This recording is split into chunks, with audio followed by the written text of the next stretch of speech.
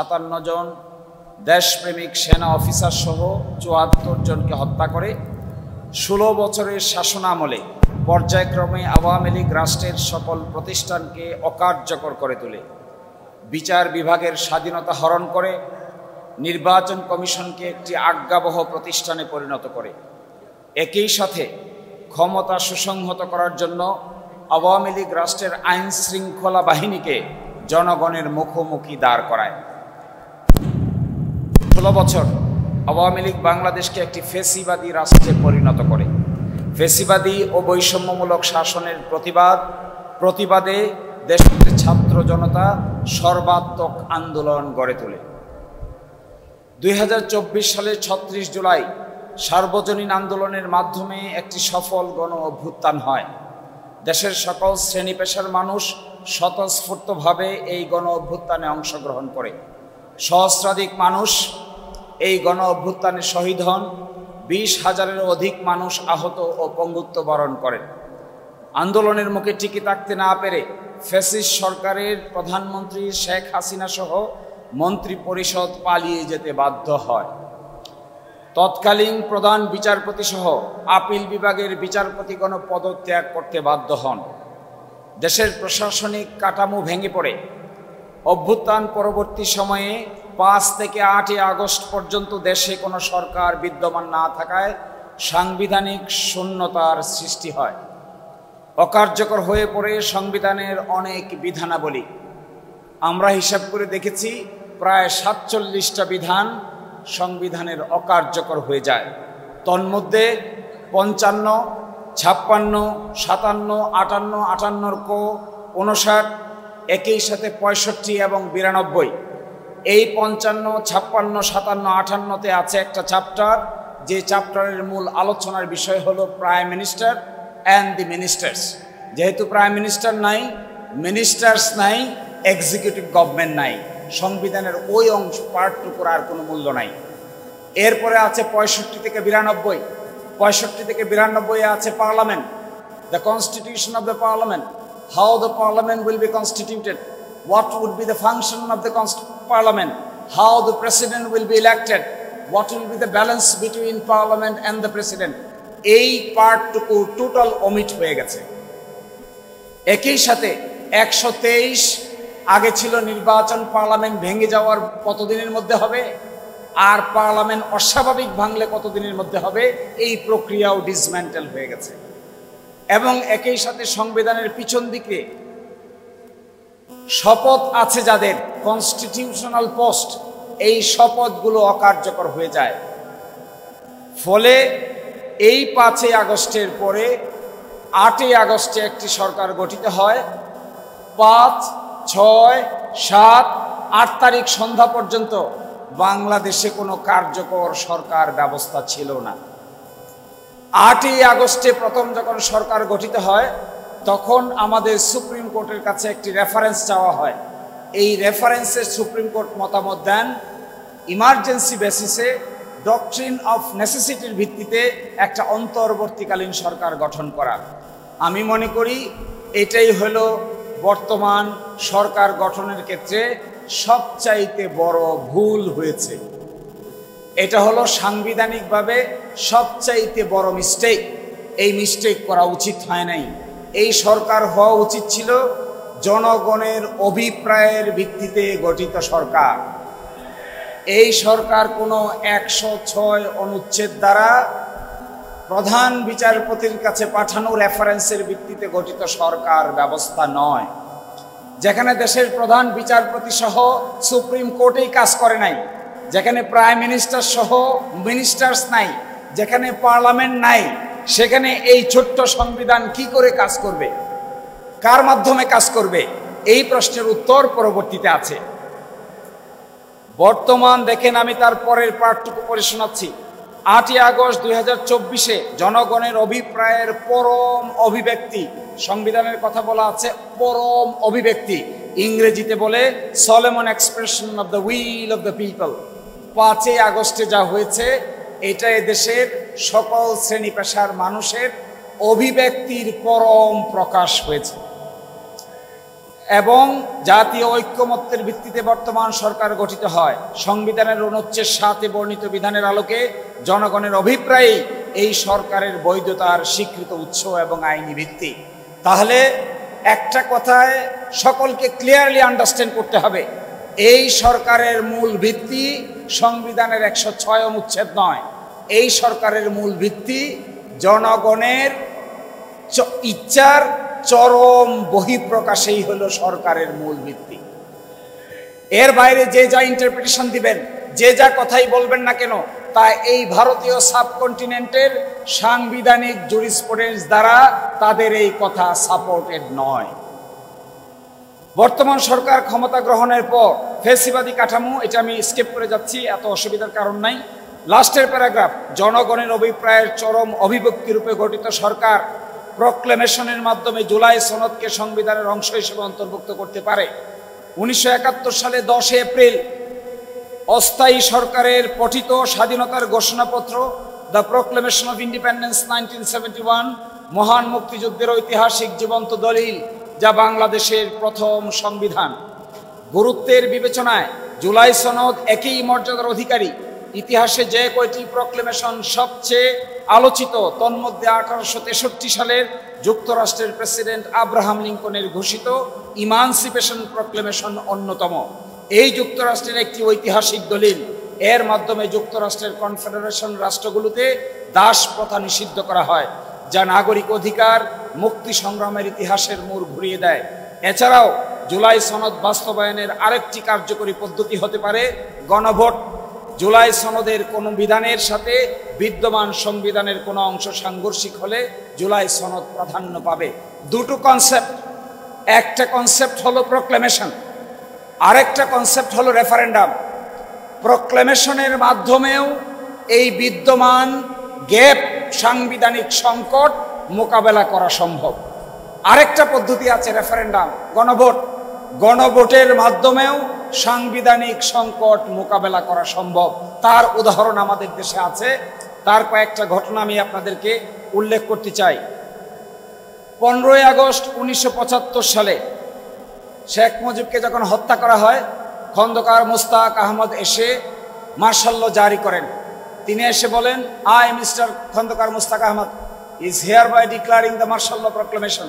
The constitution will be subservient and subordinate to the constitution.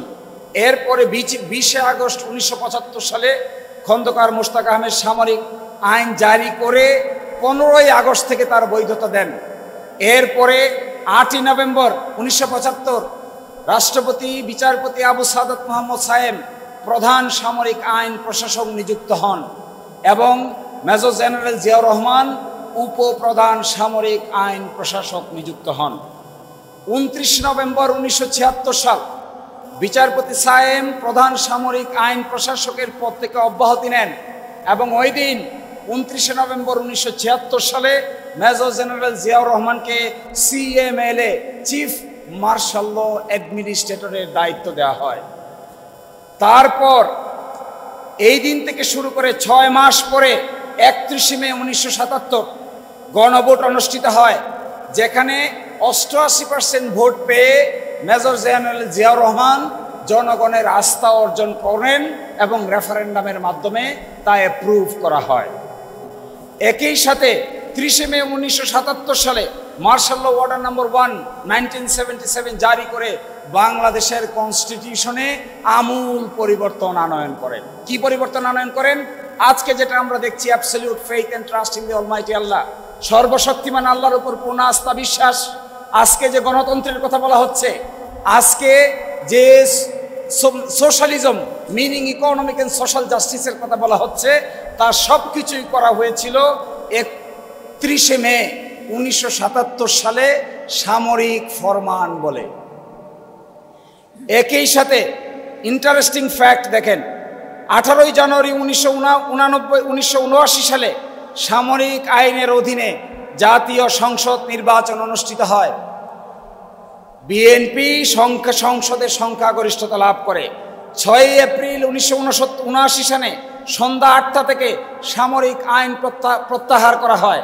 7 April 1979 সালে gazette প্রকাশের মাধ্যমে সামরিক আইন প্রত্যাহার কার্যকর করা হয়।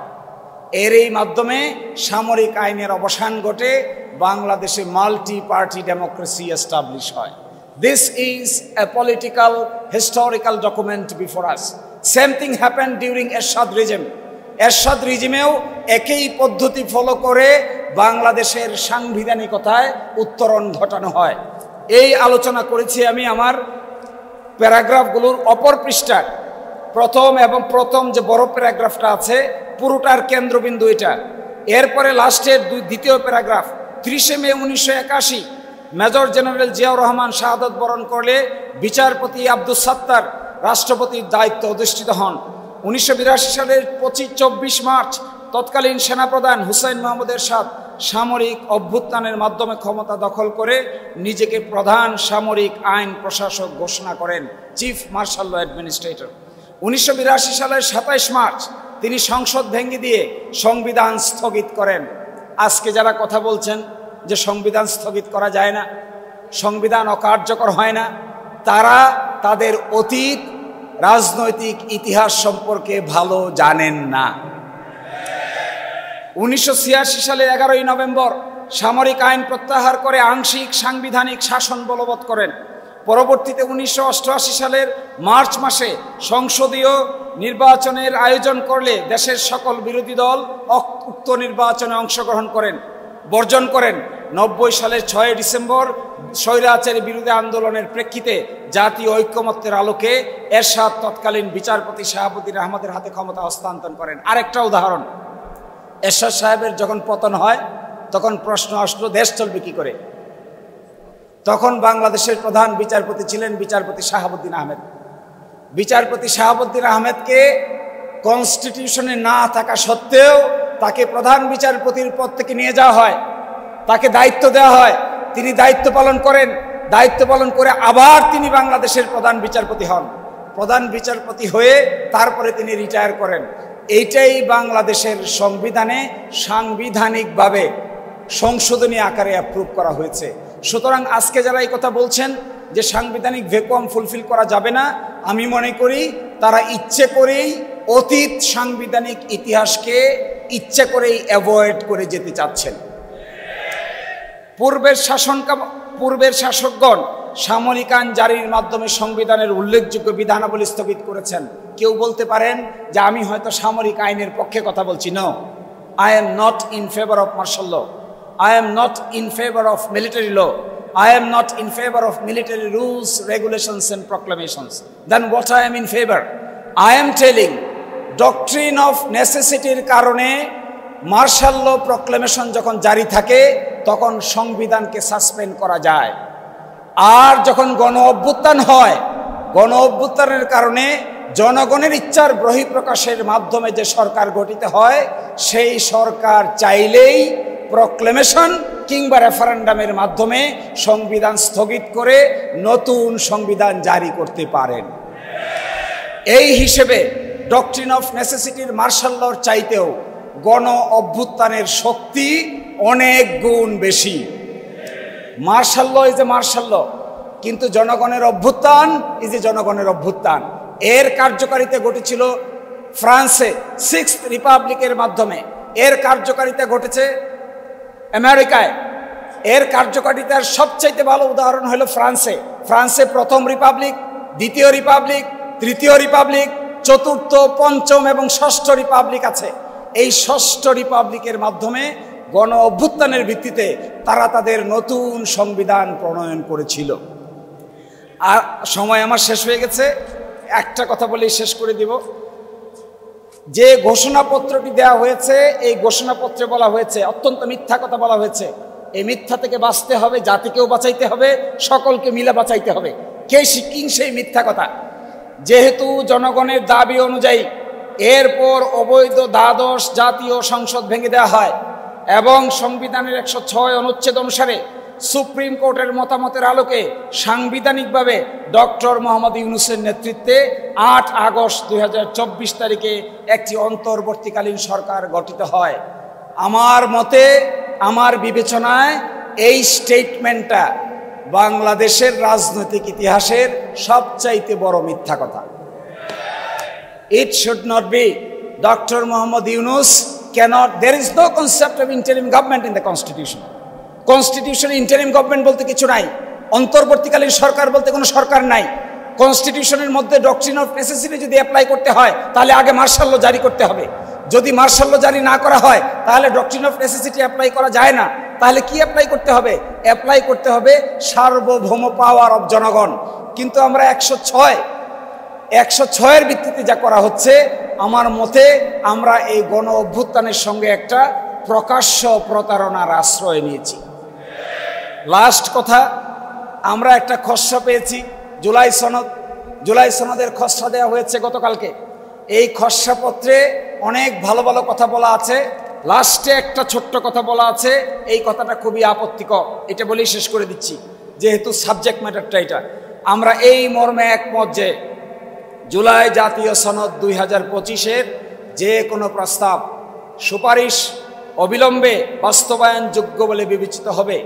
সেগুলো কোনো প্রকার কালক্ষেপণ না করেই পরবর্তী জাতীয় সংসদ নির্বাচনের আগে সরকার ও অন্যান্য সংশ্লিষ্ট কর্তৃপক্ষসমূহ সম্পূর্ণরূপে বাস্তবায়ন করবে। অর্থাৎ এখানে প্রপোজাল দেওয়া হচ্ছে সংসদ নির্বাচনের আগে যতটুকু বাস্তবায়ন ততটুকু করা হবে, আর সংসদ নির্বাচনের পরে বাকি অংশ বাস্তবায়ন করা হবে। আপনারা কি এটার সঙ্গে একমত? No. Revolution is an revolution, বিপ্লব ইজ এ বিপ্লব, অভ্যুত্থান ইজ এ অভ্যুত্থান। অভ্যুত্থান নিজেই constitution. Solomon expression of the will of the power is itself is a constitution. এই কনস্টিটিউয়েন্ট অ্যাসেম্বলি সম্পর্কে যাদের ধারণা নাই, constituent power of the people সম্পর্কে যাদের ধারণা নাই, constitution power of the people কিভাবে গঠিত হয়, how a political source of power comes, groan norm কাকে বলে, কেলসনের থিওরি কাকে বলে, কেলসনের থিওরি কিভাবে জন্ম নেয়, এর সম্পর্কে যাদের ধারণা নাই তারাই শুধু এই বোকার মতো কথা বলতে পারে। ফলে আমার টাইম শেষ। I am sorry, time is very critical. It is the time to discuss and decide about the implementation of the constitutional fragmentation. The country is in crossroad. There is a hope. There are many things coming in front of us.